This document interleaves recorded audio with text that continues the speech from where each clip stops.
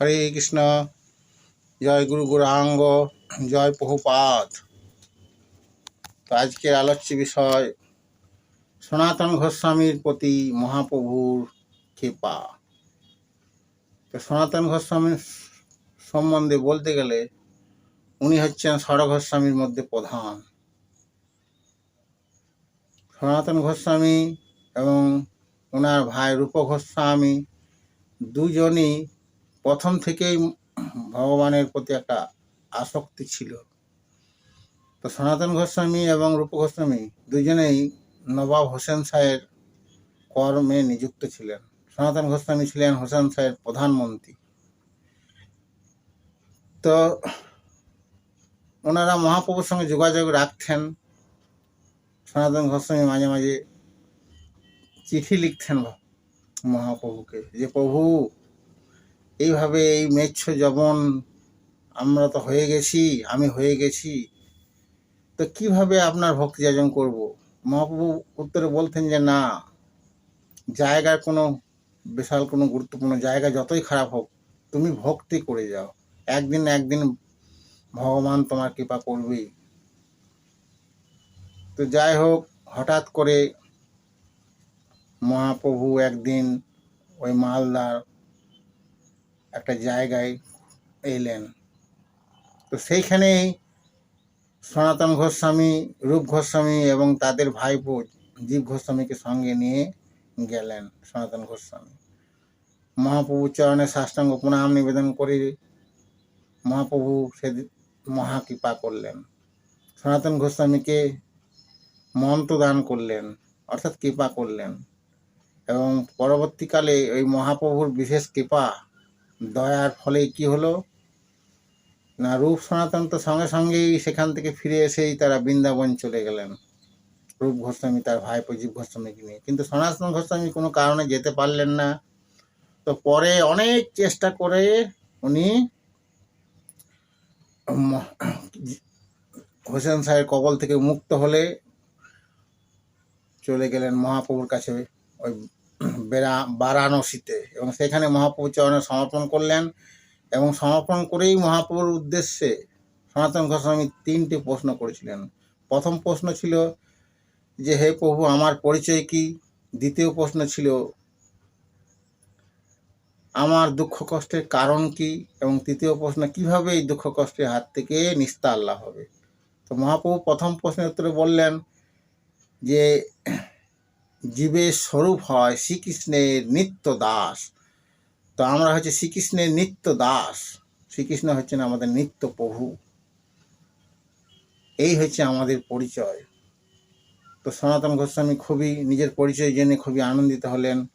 তো দ্বিতীয় প্রশ্নের উত্তরে মহাপ্রভু বললেন ভগবানকে ভুলে যাওয়ার জন্যই আমাদের এত দুঃখ কষ্ট কারণ, অর্থাৎ কৃষ্ণ বিস্মৃতি, কৃষ্ণকে ভুলে যাওয়ার জন্যই জীবের এত দুঃখ কষ্টের কারণ।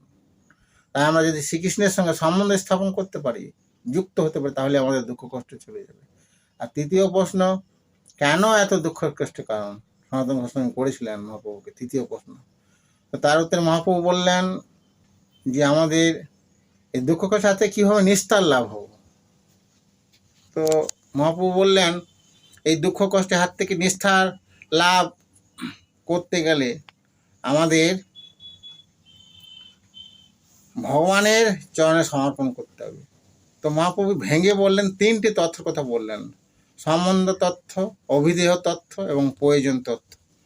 তো সম্বন্ধ তথ্য বলতে আমরা তো সম্বন্ধ করে আসি জড় জগতে, মাতা পিতা স্ত্রী পুত্র বিভিন্ন জড় বস্তুর সঙ্গে সম্বন্ধ করে আসি, সেটা তো আমাদের প্রকৃত সম্বন্ধ নয়।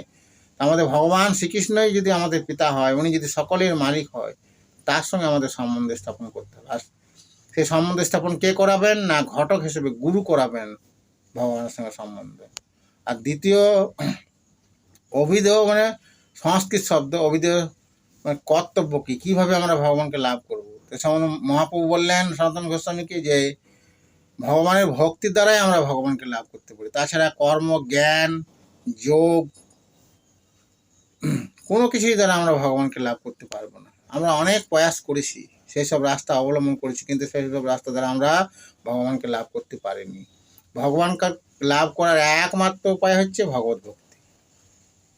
আর তৃতীয় প্রশ্নটি হচ্ছে, তৃতীয় তথ্যটি হচ্ছে প্রয়োজন তথ্য। আমরা যে ভগবানের ভক্তি করব, কিসের প্রয়োজন, কেন ভক্তি করব, আমাদের কি প্রয়োজন? না, ভগবানের ভক্তি যাচন করতে গেলে অনেকেই ভাবে যে ভগবানের ভক্তি দ্বারা আমরা জড় বস্তু সংগ্রহ করব, ঐশ্বর্যবান হব, অর্থাৎ মানে আমরা ধর্ম অর্থ কাম মোক্ষ লাভ করব। কিন্তু সেটা কিন্তু আমাদের প্রয়োজন নয়, এটা একটা ভুল ধারণা। ভগবত ভক্তি যাচন করার সময় ভগবানের কাছে কখনোই এই ধর্ম অর্থ কাম মোক্ষ তিনটেই চাওয়া উচিত নয়। সর্বোপরি চারটির মধ্যে উৎকৃষ্ট হচ্ছে মোক্ষ। মোক্ষ মানে মুক্তিও চাওয়া উচিত নয়। মহাপ্রভু এই মুক্তিকে তিরস্কার করেছেন। তাই ভগবানের কাছে আমাদের যদি চাইতেই হয়, কৃষ্ণ প্রেম চাইতে হবে, ভগবানকে দর্শন চাইতে হবে। কৃষ্ণ প্রেম হচ্ছে সব থেকে গুরুত্বপূর্ণ। তো এইটাই আমাদের প্রয়োজন, কৃষ্ণ প্রেম। প্রতিটি জীবেরই ভক্তিতে একটাই প্রয়োজন, কৃষ্ণ প্রেম। আর কৃষ্ণ প্রেম লাভের মাধ্যমেই আমরা আমাদের এই দুঃখ কষ্টের হাত থেকে নিস্তার লাভ করতে পারব।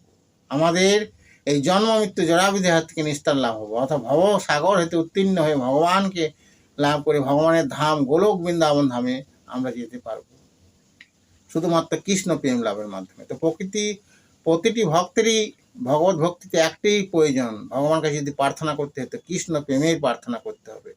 আর সেটাই মহাপ্রভুর শিক্ষা। সনাতন গোস্বামীকে মহাপ্রভু সে কথাই বললেন এবং সকলকেই মহাপ্রভু এই কৃষ্ণ প্রেম সম্বন্ধেই বলেছেন। এটাই হচ্ছে আমাদের প্রয়োজন।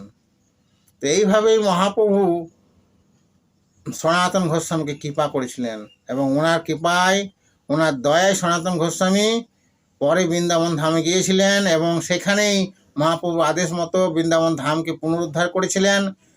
সনাতন গোস্বামী, রূপ গোস্বামী, অজিত গোস্বামী এবং বিভিন্ন শাস্ত্র রচনা করেছিলেন এবং ভগবানের দর্শন লাভ করেছিলেন।